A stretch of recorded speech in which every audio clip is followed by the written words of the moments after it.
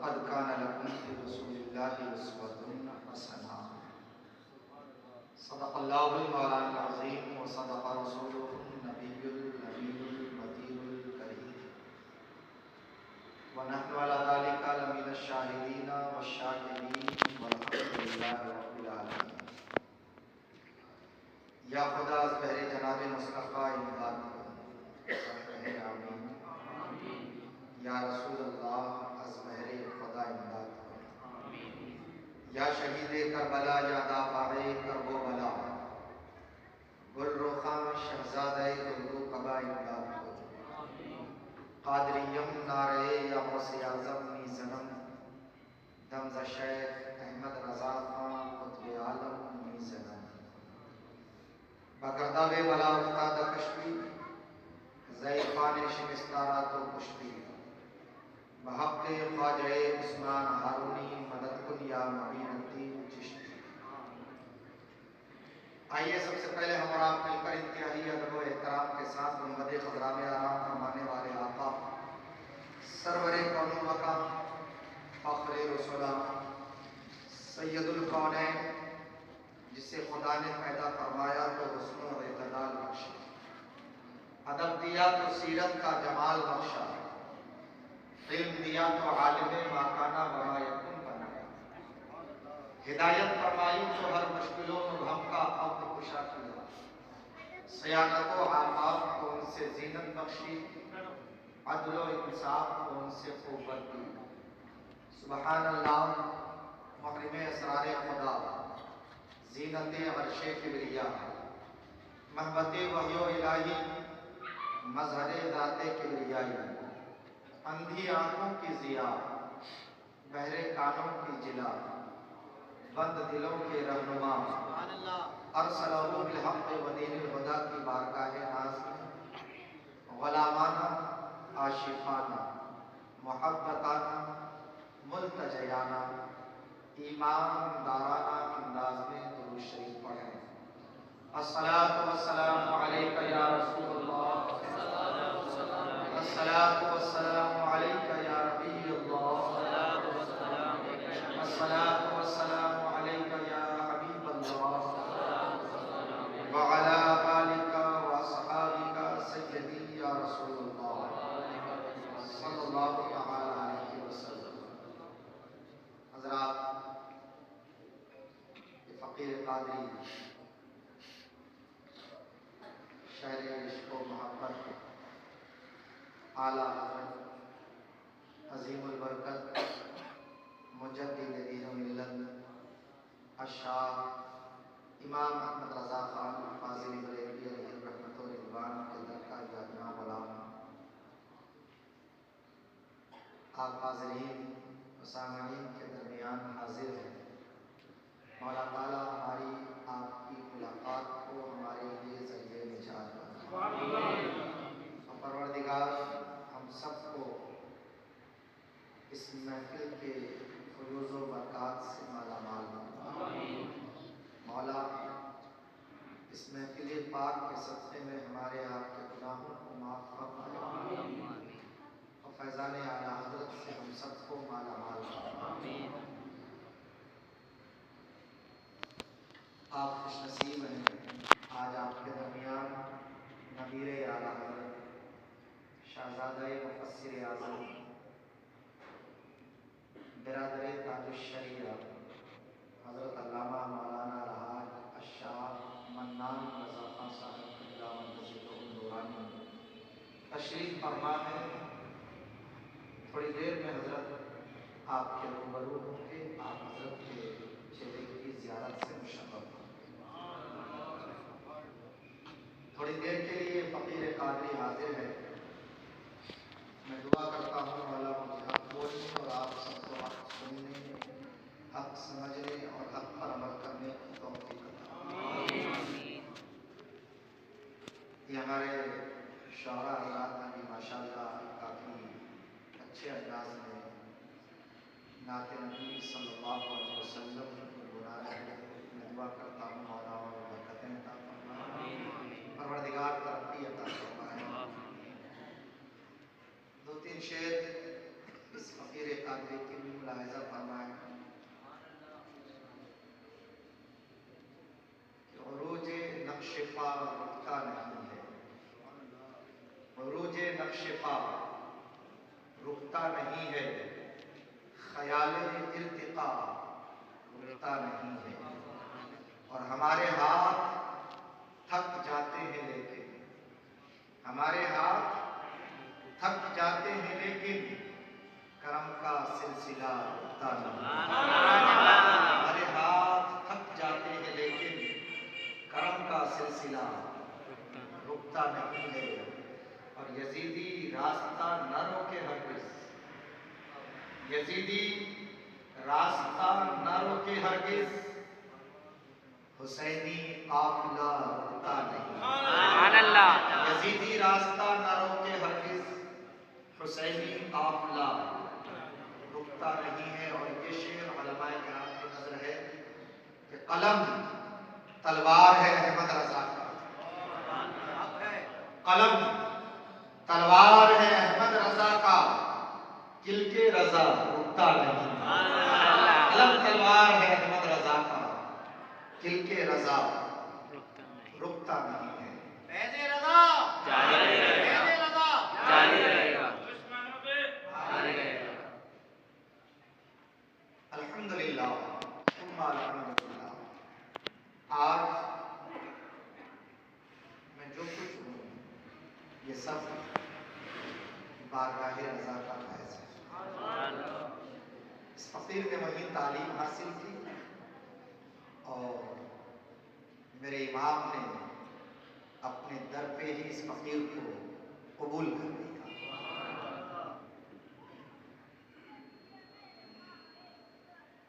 اللہ کا شکر و احسان ہے کہ اللہ رب العزت نے ہمیں ایمان کی دولت سے مشرف فرمایا۔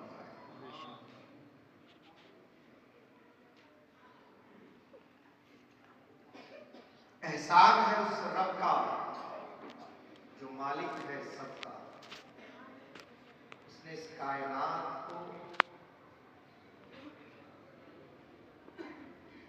اپنے محبوب نبی آخر الزمان جناب محمد رسول اللہ صلی اللہ علیہ وسلم عطا فرمایا۔ یہ رب کا سب سے بڑا احسان ہے۔ رب کی نعمتوں کو ہم شمار کرنا چاہیں امپوسیبل، ناممکن۔ جس چیز پر نظر ڈالیے وہ رب کا ہے، رب کی نعمت ہے۔ یہ نظر اللہ کی دی ہوئی بہت بڑی نعمت ہے، یہ زبان اللہ کی دی ہوئی بہت بڑی نعمت ہے، یہ دماغ اللہ کی دی ہوئی بہت بڑی نعمت ہے۔ اپنے وجود کے اندر نظر ڈالو تو رب کی نعمتوں کو ہم شمار نہیں کر سکتے، مگر تمام نعمتوں میں سب سے بڑی نعمت اللہ نے جو ہمیں عطا فرمایا وہ اپنے محبوب کی شکل میں عطا فرمایا۔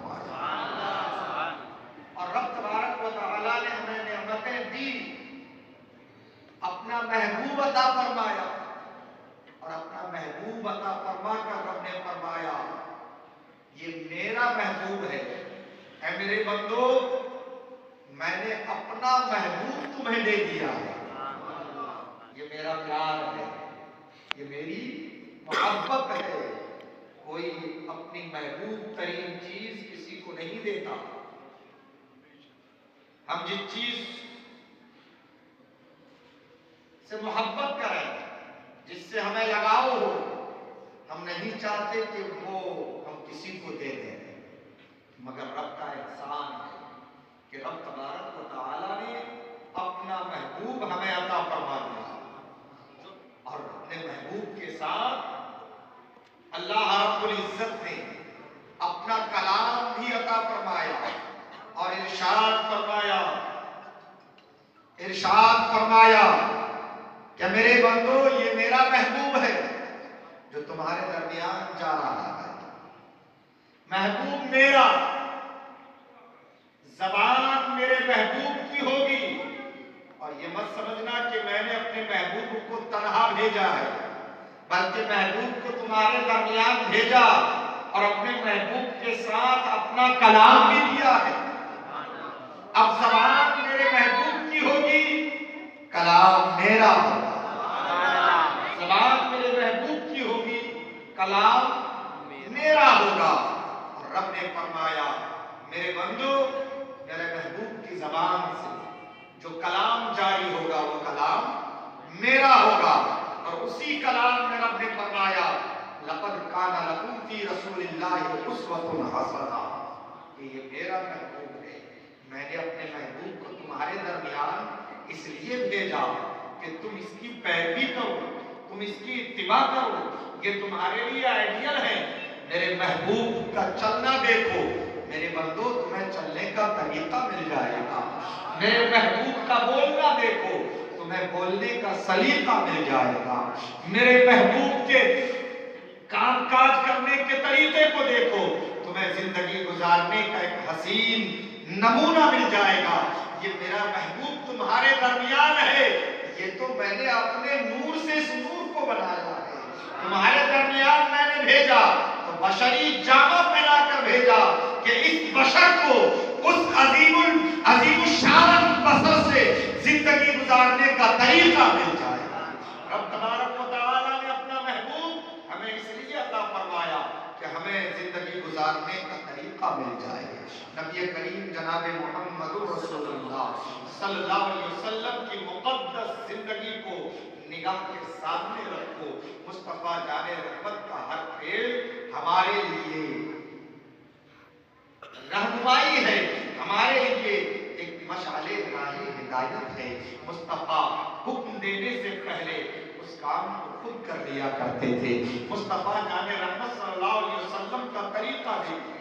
دور جہالت میں میرے نبی مکے میں تشریف لائے، اس قدر جہالت تھی کہ لوگ ایک دوسرے کو برداشت نہیں کرنا چاہتے تھے۔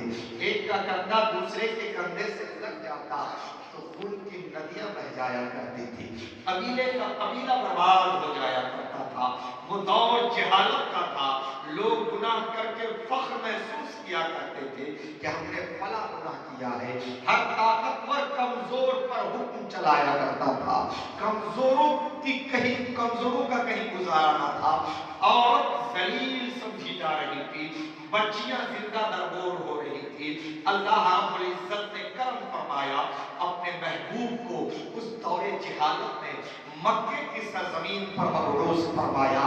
حضرات آج ہمارا اور آپ کا بچہ بگڑ جائے تو ہم کہتے ہیں ہمارے محلے کا ماحول ٹھیک نہیں ہے، ہمارا بچہ بگڑ رہا ہے۔ کسی کا بچہ شراب پینے لگتا ہے تو یہ کہتا ہے ماحول کا اثر میرے بچے پر ہو گیا۔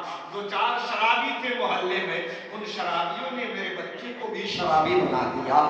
کسی کا بچہ جوئے کے اڈے پہ یا کلب میں جاتا ہے تو باپ یہ کہہ کر اپنے دامن کو جھاڑ لیا کرتا ہے کہ ماحول کا اثر میرے بچے پر ہو گیا ہے، میرے محلے کا سوسائٹی کا ماحول خراب تھا، اسی لیے میرا بچہ بگڑتا ہوا نظر آ رہا ہے۔ اے پیغمبر آخر الزماں کے دیوانوں، تم اس نبی کے کلمہ پڑھنے والے ہو، اس پیغمبر آخر الزماں کے کلمہ گو ہو جس پیغمبر نے اپنا ماحول دیا ہے اور اپنے دیوانوں کو بتا دیا ہے کہ ماحول سے مایوس ہونا یہ ایمان والوں کی دلیل نہیں ہے، بلکہ ایمان تو وہ چیز ہے جو اپنا ماحول خود پیش کر دے، زمانے کا ماحول اس پر اثر انداز نہ ہو۔ جس طرح پیغمبر آخر زمانے اس دور جہالت میں مکے کی سرزمین پر پرورش پائی، مگر میرے کریم آقا نے اپنا ماحول عطا کیا مکے والوں کو۔ مکے میں جوا عام تھا، شراب نوشی عام تھی، ظلم و زیادتیاں ہو رہی تھی، ہر غریب ستایا جا رہا تھا، ظلم و بربریت کا دور دورہ تھا، مگر پیغمبر اعظم جناب محمد رسول اللہ صلی اللہ تعالی علیہ وسلم کی ذات اقدس کو ملاحظہ فرمائے، میرے نبی پر اس ماحول کا اثر نہ ہوا۔ ابھی نبوت و رسالت کا اعلان نہیں ہوا ہے، پیغمبر آخر الزماں عام زندگی مکے والوں کے درمیان رہ کر گزار رہے ہیں۔ اب اپنا ماحول مصطفیٰ نے دیا۔ مصطفیٰ جان رحمت کا چلنا بے مثال، جب نبی مکے کے گلیوں میں چلتے تھے اور ایک شخص نبی محترم کے چلنے کو دیکھتا تھا، یہ کیسا عرب ہے، تعجب کرتا تھا۔ عرب والے چلتے ہیں، اگر اگر دولت مند ہے تو سینہ تان کر چلا کرتے ہیں، اگر وہ سردار ہے تو اپنی سرداری اور سٹائی کے ساتھ چلتا ہے، مگر یہ سردار قریش عبد المطلب کا پوتا ہے، آج تک مکے کی سرزمین پر اتنا نفیس ترین انسان نظر نہیں آیا۔ وہ عرب دور جہالت تھا مگر شخصیت کو سمجھنے کی قوت ان کے اندر تھی۔ دیکھ رہے تھے عرب والے کہ یہ پیغمبر آخر الزماں ہے، کسی کو نہیں معلوم، وہ تو صرف اتنا جانتے تھے کہ یہ محمد ابن عبداللہ ہے، یہ آمنہ کا لال ہے، عبداللہ کا بیٹا ہے اور عبد المطلب کا پوتا ہے، بنو ہاشم خاندان میں یہ پیدا ہوئے ہیں۔ انہیں کیا معلوم کہ یہ ہادی دو جہاں ہے، انہیں کیا معلوم کہ یہ خاتم پیغمبرہ ہے، انہیں کیا معلوم کہ یہ محبوب پروردگار ہے۔ وہ تو اپنے طرح محمد ابن عبداللہ صلی اللہ علیہ وسلم کو سمجھ رہے ہیں۔ اللہ اکبر، مکے والے دیکھ رہے ہیں کہ یہ پیغمبر، مکے والے دیکھ رہے ہیں کہ محمد ابن عبداللہ، ان کے چلنے کا انداز کتنا پیارا ہے۔ نبی مکے کے گلیوں میں چل رہے تھے تو نبی کریم جناب محمد رسول اللہ صلی اللہ علیہ وسلم کے چلنے کا انداز یہ ہوتا کہ مصطفیٰ جان رحمت اپنے نگاہوں کو جھکا کر چلا کرتے تھے، مصطفیٰ کی نظریں ادھر ادھر نہیں اٹھا کرتی تھی۔ اور قرآن نے بھی تو یہی فرمایا ہے، تمہیں نظر دی ہے، یہ اللہ کی بہت بڑی نعمت ہے، یہ قوت سماعت سننے کی جو طاقت اللہ نے دی ہے، یہ بہت بڑی اللہ کی نعمت ہے۔ یہ جو دل اللہ نے ہمیں عطا فرمایا ہے، یہ بھی اللہ کی بہت بڑی نعمت ہے، اور قرآن نے اس پر پابندی بھی عائد کی ہے۔ آج نظر کا استعمال ہم اپنے من کے مطابق، اپنی سوچ اور اپنے فکر کے مطابق کیا کرتے ہیں، اپنی قوت سماعت کا استعمال اپنی سوچ اور اپنے فکر کے مطابق کرتے ہیں، اپنے دل کا استعمال ہم اپنے خیالات کے مطابق کرتے ہیں۔ مگر آؤ قرآن سے پوچھتے ہیں، اے قرآن، یہ نظر، یہ قوت سماعت، یہ جو دل، یہ اللہ کی بہت بڑی نعمت ہے، کیا اس کے بارے میں کچھ بیان ہے؟ تو قرآن اعلان کر رہا ہے، ان السمع والبصر والفؤاد کل اولئک کان عنہ مسئولا۔ اے بندو، تمہیں نظر ملی ہے، یہ مت سمجھنا کہ اس نظر کا حساب نہ ہوگا، یہ مت سمجھنا کہ جو دیکھو گے اس کا تجھے حساب نہ دینا پڑے گا، یہ قوت سماوت جو اللہ نے تمہیں عطا کی ہے، یہ مت سمجھنا کہ سنو گے، جو کچھ سنو گے اس کا تجھے حساب دینا پڑے گا۔ یہ جو دل اللہ نے عطا فرمایا ہے، اس دل کا بھی حساب تمہیں رب کی بارگاہ میں دینا ہے۔ تین چیزوں کو قرآن نے صراحتاً بیان کر دیا، ایک نظر ہے، ایک قوت سماعت ہے اور ایک دل ہے۔ ان تین چیزوں کے بارے میں قرآن نے اعلان کر دیا صراحتاً کہ یہ نظر، اس کا استعمال تم جس طرح دنیا میں کرو گے، رب کی بارگاہ میں ویسا ہی تجھے اس کا حساب دینا پڑے گا۔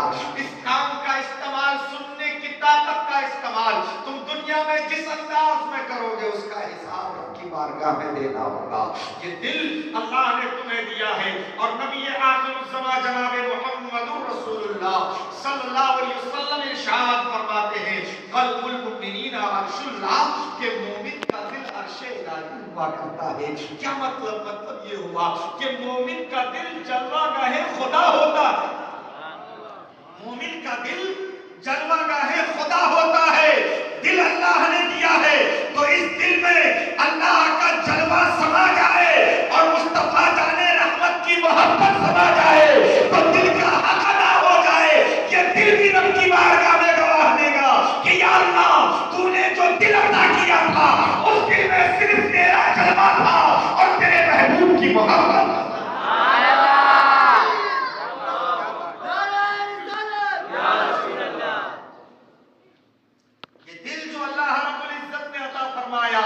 اس دل کو رب کی بارگاہ کے طرف جھکا دو۔ یہ دل مومن کا اللہ کا دیا ہوا ہے، اس میں صرف جلوہ خدا ہو۔ حضرات، آج ہم اپنی زندگی اپنے من کے مطابق گزار رہے ہیں، مگر پیغمبر آخر الزماں جناب محمد رسول اللہ صلی اللہ علیہ وسلم کی مقدس زندگی کو دیکھو۔ نبوت و رسالت کا اعلان نہیں ہوا ہے، لیکن میرے آقا نے اپنے کردار کو، اپنے کیریکٹر کو، اپنے طور طریقوں کو مکے والوں کے سامنے پیش کیا۔ اب حالات مکے کے ایسے ہو گئے کہ اب جس طرف میرے نبی پیغمبر آخر الزماں جناب محمد رسول اللہ صلی اللہ علیہ وسلم نکلتے ہیں، مکے والے یہ کہنے پر مجبور ہوتے ہیں کہ یہ دیکھو محمد وہ جا رہے ہیں، جو صادق ہیں وہ جا رہے ہیں۔ پورا مکہ امین اور صادق کہہ کر پیغمبر آخر الزماں کو پکارنے لگا ہے۔ انہیں نہیں معلوم کہ یہ پیغمبر آخر الزماں ہے، انہیں نہیں معلوم کہ یہ ہادی دو جہاں ہے۔ سب کے سب یہی کہہ رہے ہیں یہ امین ہے، یہ صادق ہے، ان جیسا مکے میں کوئی جوان نہیں ہے، ان جیسا سچا انسان نہیں ہے۔ اور ہوتا بھی کیسے؟ رب نے اپنے محبوب کا بدل بنایا ہی نہیں، رب نے اپنے محبوب کا مثل بنایا ہی نہیں ہے۔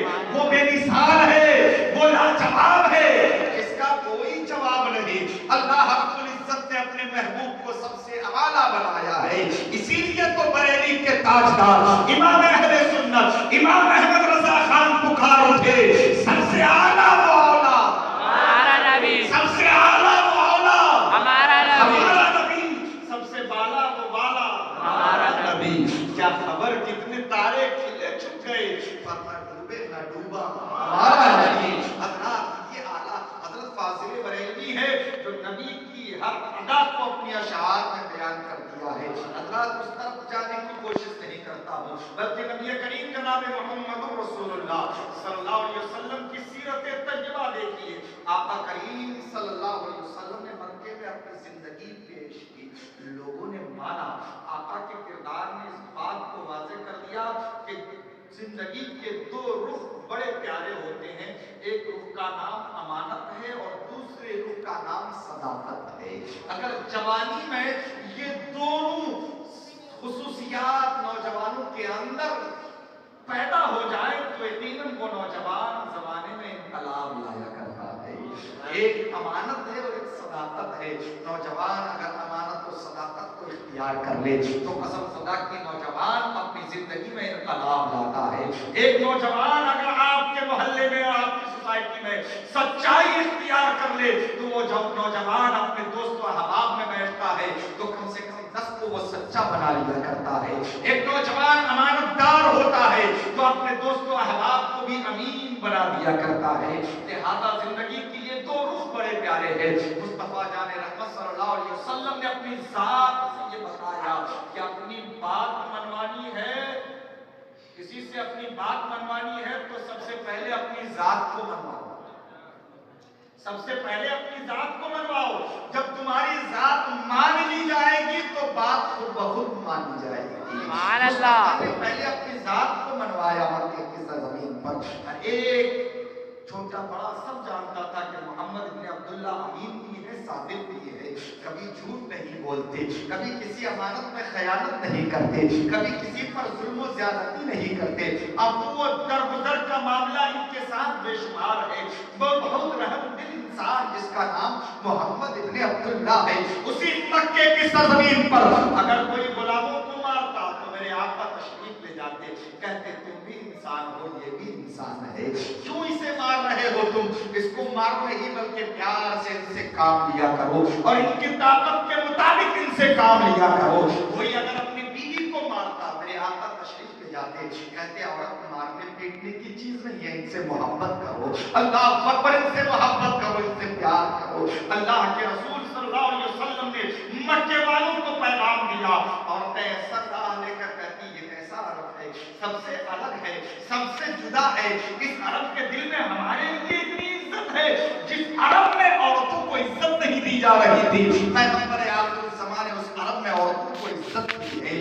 پیغمبر آخر الزمان نے بتایا کہ غلام بھی انسان ہوا کرتے ہیں، جہاں غلاموں کو ذلیل سمجھا جا رہا تھا وہاں میرے نبی نے غلاموں کو عزت دی اور بتایا کہ صرف فرق یہ ہے کہ اس کو اللہ نے غریبی دی ہے، تم امیر ہوئے ہو، ورنہ تم بھی انسان ہو، یہ بھی انسان ہے۔ حضرات محترم، آپ کو درگزر کا معاملہ میرے نبی کی زندگی سے دیکھو، اور جس نے بھی مصطفیٰ کی زندگی پر عمل کیا، دور اعلان نبوت کے بعد حضرت سیدنا صدیق اکبر رضی اللہ تعالیٰ عنہ مصطفیٰ جان رحمت صلی اللہ علیہ وسلم پر ایمان لائے اور مصطفیٰ کے فرمان کے مطابق زندگی گزرنے لگی اور مصطفیٰ کے فرمان پر عمل پیرا رہے تو زمانے میں صدیق اکبر سے جانے گئے، پہچانے گئے۔ آج دنیا انہیں عاشق صادق صدیق اکبر تمام خلفاء کے سردار کہہ کر پکارا کرتی ہے۔ کیوں؟ یہ پیغمبر آخر الزمان کی سچی محبت اور پیغمبر آخر का नतीजा है। हजरत फारूक आजम को देख लीजिए, जब ईमान नहीं लाए थे तो रुसवाई की जिंदगी गुजार रहे थे। हजरत फारूक आजम फरमाते हैं कि जब मैं ईमान नहीं लाया था तो मेरे बाप मुझे ताना दिया करते थे, मुझसे एक ऊंट नहीं संभाल मिलता, मैं एक ऊंट को संभाल नहीं पाता था। और जब मैं ईमान लाया तो ईमान की ताकत इतनी मेरे अंदर आ गई कि अल्लाह रब्बुल इज्जत ने मुझे मशरिक से लेकर मगरिब तक का बादशाह बना दिया। मशरिक से लेकर मगरिब और शुमाल से लेकर जुनूब, चार सिर्फ की हुकूमत अल्लाह ने अता फरमाई। और अल्लाह ने वो ताकत दी कि जिस तरह मैं अपने सामने वाले को संभालता था, उसी तरह हर तरफ मेरी ईमान की कुव्वत से सब संभले हुए नजर आते थे। ये ईमान ही ताकत है। तो हजरत फारूक आजम ने मोहम्मद अरबी की पैरवी की तो दुनिया ने उन्हें फारूक आजम के लक़ब से मुक़र्रर कर दिया और दुनिया उसे फारूक आजम कहा करती है। हजरत उस्मान गनी को देख लीजिए, नबी की सोहबत इख्तियार की, वो गनी हो गए, मालदार तो थे ही लेकिन लक़ब गनी का उन्हें मिल गया। क्यों? वो इस्लाम के खातिर सब कुछ कुर्बान करने के लिए तैयार रहते थे। मौला अली को देख लीजिए, मौला अली दामाद पैगंबर हैं, फातह खैबर है, जनाबे हैदर अली मुश्किल कुशा है, गरीबी में जिंदगी गुजर रही है, लेकिन हजरत मौला अली फरमाते हैं नबी के इरशादात के मुताबिक मेरी जिंदगी बड़ी अच्छी गुजर रही थी। तंग दस्ती तो थी मगर जब से फातिमा मेरे निकाह में आई अल्लाह ने मेरी वो तंगी भी दूर फरमा दी। खातून निकाह में आ जाती है तो उसकी बरकतें भी अल्लाह रब्बुल इज्जत नाज़िल फरमाता है। हजरत खातून जन्नत कनावत शाहार थी, फातिमा खातून जन्नत बाहया बापर्दा खातून थी। ये मेरे नबी की तालीमात का नतीजा था, मुस्तफा जाने रहमत की तरबियत का नतीजा था। इबादत गुजार खातून हजरत सैयदा फातिमा ज़हरा जन्नती औरतों के सरदार, इस तरह इबादत गुजार के रब रात में सजदा करती, रब की बारगाह में हाथ उठाकर दुआ करती, मेरे माबूद मेरे मौला ए मेरे परवरदिगार, तूने कितनी छोटी छोटी रातें बनाई कि तेरी कनीज फातिमा दिल खोलकर सजदा भी नहीं कर पा रही है, तेरी रात खत्म हो जाती है। अल्लाह ये खातून जन्नत है। आज हम अपने बच्चियों का नाम फातिमा तो रख देते हैं मगर किरदार फातिमा पर उसे ढाल नहीं पाते और ना किरदार फातिमा का कोई ख्याल होता है। नाम सिर्फ फातिमा होने से काम नहीं चलेगा बल्कि फातिमा खातून जन्नत का किरदार भी हमारे अंदर होना चाहिए।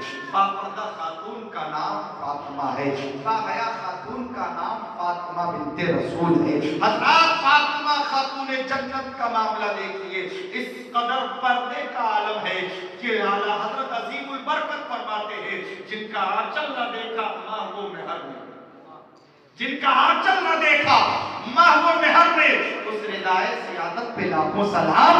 फातिमा ज़हरा तैयबा ताहिरा जाने आलम की राहत पे लाखों सलाम। हर दौर में मुस्तफा जाने रहमत सल्लल्लाहु अलैहि वसल्लम की इत्तिबा करने वाले मौजूद रहे। जिसने मुस्तफा जाने रहमत की इत्तिबा की यकीनन वो जमाने में मुमताज होते चले गए। जमाने ने उसे अपना आका मान लिया, जमाने ने उसे अपना सरदार तस्लीम कर लिया। इसलिए कि जो नबी का गुलाम होता है जमाना उसकी गुलामी में आ जाया करती है। जो नबी का गुलाम होता है उस जमाना उसकी गुलामी में आ जाया करती है। जमाने फिर उसके कदमों में लोटा पोटा करते हैं। अल्लाह आप खुद देख लीजिए हमारे अकाबरीन और ये 11वीं शरीफ का महीना है, सरकार गौसे आज़म को देख लीजिए, तमाम वलियों के सरदार, सुभान अल्लाह, तमाम वलियों के सरदार हैं। आला हज़रत अज़ीमुल बरकत मुजद्दिद दीन व मिल्लत अशाह इमाम अहमद रज़ा खान फाज़िले बरेलवी फरमाते हैं, वाह क्या मर्तबा है गौस है बाला तेरा, ऊंचे ऊंचों के सरों से है कदम आला तेरा, और सर भला क्या कोई जाने के है कैसा तेरा, औलिया मलते हैं आंखें वो है तलवा तेरा, और क्या दबे जिसपे हिमायत का हो बंदा तेरा, शेर को खतरे में लाता नहीं कुत्ता तेरा। अल्लाह पर ये आला हज़रत फाज़िल बरेलवी है, गौसे आज़म की मुकम्मल जिंदगी को शेर की शक्ल में आला हज़रत कौम को अता फरमा रहे हैं कि ये मेरे सरकार गौसे आज़म का मर्तबा है, ये शान है गौसे आज़म का। वाह क्या मर्तबा है गौस है बाला तेरा, ऊंचे ऊंचों के सरों से है कदम आला तेरा। पता है ये शेर आला हज़रत ने कब लिखी। आला हजरत की नजर तारीख पर है। हजरत मोहतरम अल्लाह रब्बुल इज्जत ने वो शान वो अजमत सरकार गौसे आजम को अता फरमाई है कि उस शान उस अजमत को आला हजरत बयान फरमाते हैं कि ऊंचे ऊंचों के सरों से, यानी ये इंसान है जितने भी ऊंचे ऊंचे हैं तमाम के सरों से अल्लाह ने आपके कदम को ऊंचा कर दिया है। वो मर्तबा वो शान अल्लाह ने आपको अता फरमाई है। देखिए इंसान की कदो कामत कोई 5 फीट का है, कोई 6 फीट का है, कोई 6.5 फीट का है। अगर कोई 7 फीट का इंसान नजर आ जाए तो सबसे देखना शुरू कर देते हैं। इतना लंबा इंसान।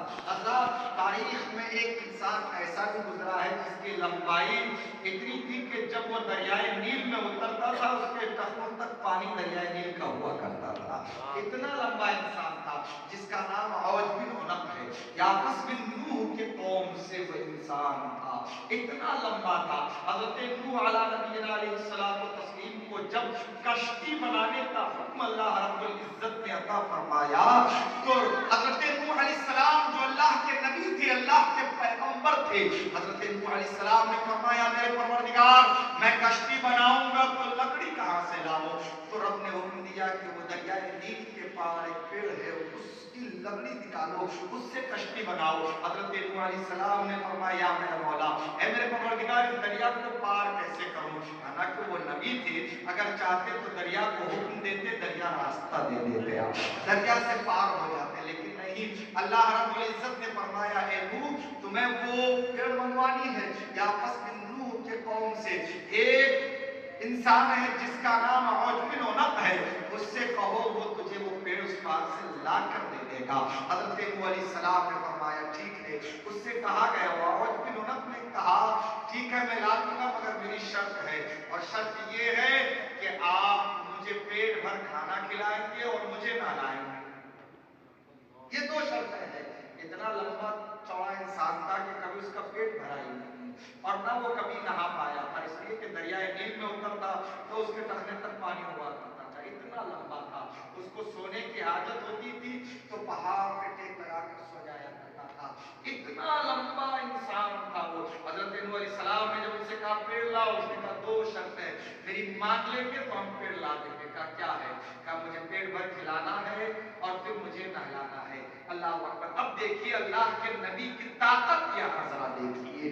रब तबारक व तआला अपने महबूब के जरिए अपने बंदों को कैसी कैसी अदाएं सिखा रहा है। हज़रत नूह अलैहिस्सलाम ने फरमाया ठीक है तुम्हें खाना है बाद में खाओगे या पहले?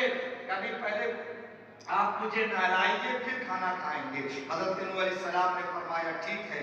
रात दरियाए नील सामने है, हज़रत नूह अलैहिस्सलाम फरमाते उसमें लेट जा नहा ले, लेकिन नहीं, एक नबी को अपनी ताकत दिखाना था और खुदा की कुदरत भी दिखानी थी कि देखो मेरा रब कितना ताकतवर है। हज़रत नूह अलैहिस्सलाम ने एक छोटा सा गड्ढा खोदा, पानी से भर दिया और भरने के बाद हज़रत नूह अलैहिस्सलाम ने फरमाया इसमें उतर जा और नहा ले, इसमें उतर जा और नहा ले। जब वो उस छोटे से हौज में उतरता है तो उतरते ही चला गया और जब पानी गले तक आया तो कहने लगा अब मुझे निकालिए, नहा लिया। अल्लाह के नबी की ताकत देखिए। अब यहाँ पर एक बात मैं आपको बता दूं, जो लोग कहते हैं नबी को ताकत नहीं, नबी को इल्मे गैब नहीं, नबी को इतनी कुदरत नहीं, मैं कहता हूँ नादान, ये नूह अलैहिस्सलाम है जिसको अल्लाह ने ये ताकत दी है, जिनके सदके में नूह बनाए गए, जिनके सदके में नूह को नबूवत मिली, उस नबी के ताकत का आलम क्या होगा, पैगंबर के ताकत का आलम क्या होगा। हज़रत नूह अला नबीना अलैहिस्सलातु तस्लीम ने उसको कहा नहा ले, और जब पानी गले तक आया तो उसने कहा नहा लिया, निकाल लीजिए। हज़रत नूह अलैहिस्सलाम ने उसे निकाला और फरमाया अब खा भी ले। एक रोटी दी हज़रत नूह अलैहिस्सलाम ने और एक रोटी देकर फरमाया बिस्मिल्लाह पढ़ और ये खा। कहा बिस्मिल्लाह पढ़ और ये खा। उसने बिस्मिल्लाह पढ़ी, एक रोटी हाथ में है, आधी खा पाया था, कहने लगा पेट भर गया। शरीफ की बरकत को देखिए।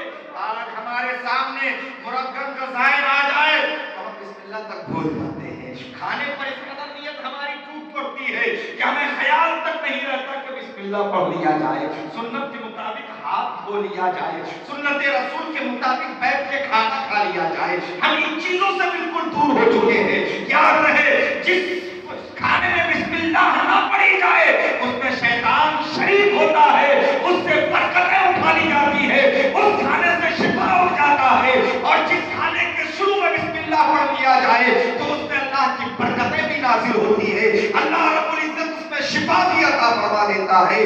سنت کے طریقے پر کھاؤ تو انشاءاللہ صحت یاب رہو گے، رب کی برکتیں بھی ملے گی اور تمہارے گھر میں برکتوں کا نزول بھی ہوگا.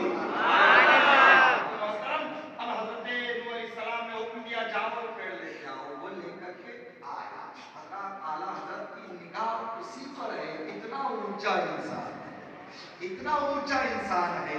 حضرات اعلیٰ حضرت فرماتے ہیں اونچے اونچوں کے سروں سے، اونچے اونچوں کے سروں سے یا غوث اعظم، اللہ نے آپ کا مقام اور مرتبہ اور عظمت ایسی بنائی ہے کہ چاہے جتنے اونچے آئے اور گئے اور جتنے آئیں گے سب سے زیادہ مقام و منصب و مرتبہ اللہ نے آپ کو عطا فرمایا ہے. نبی اور صحابہ کے بعد تمام ولیوں میں اللہ نے آپ کو سرداری عطا فرمایا.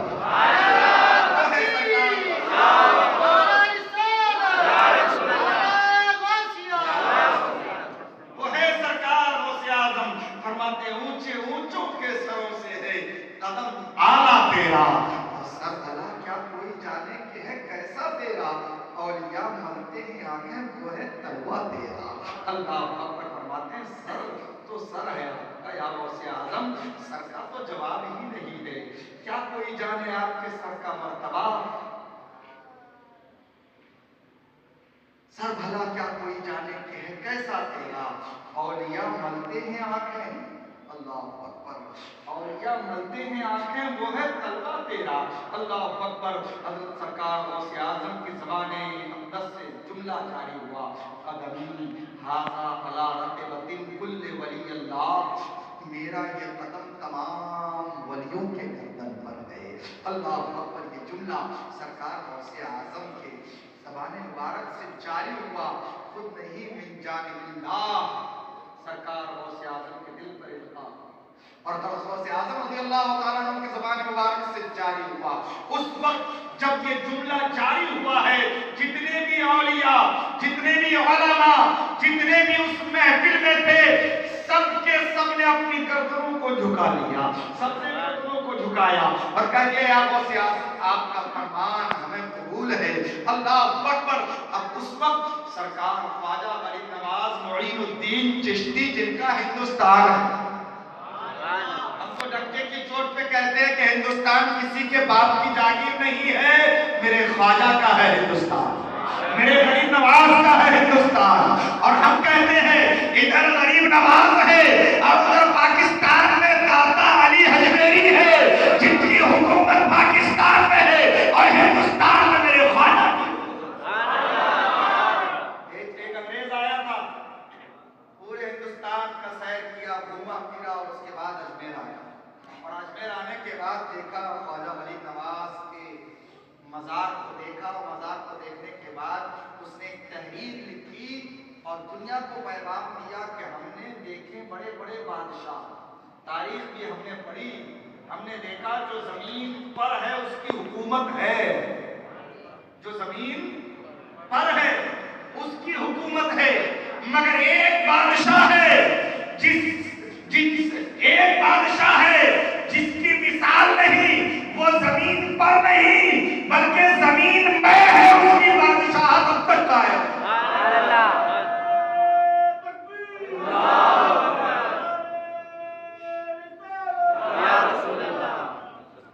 بادشاہ کون؟ تو وہ انگریز لکھتا ہے اجمیر کی سرزمین پر ایک مزار ہے جس مزار میں بزرگ لیتے ہیں جن کا نام معین الدین چشتی ہے.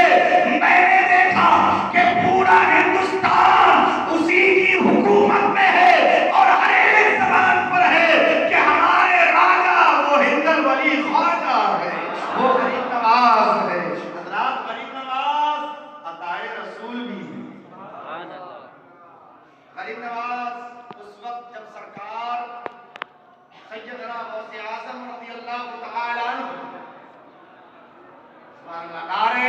تکبیر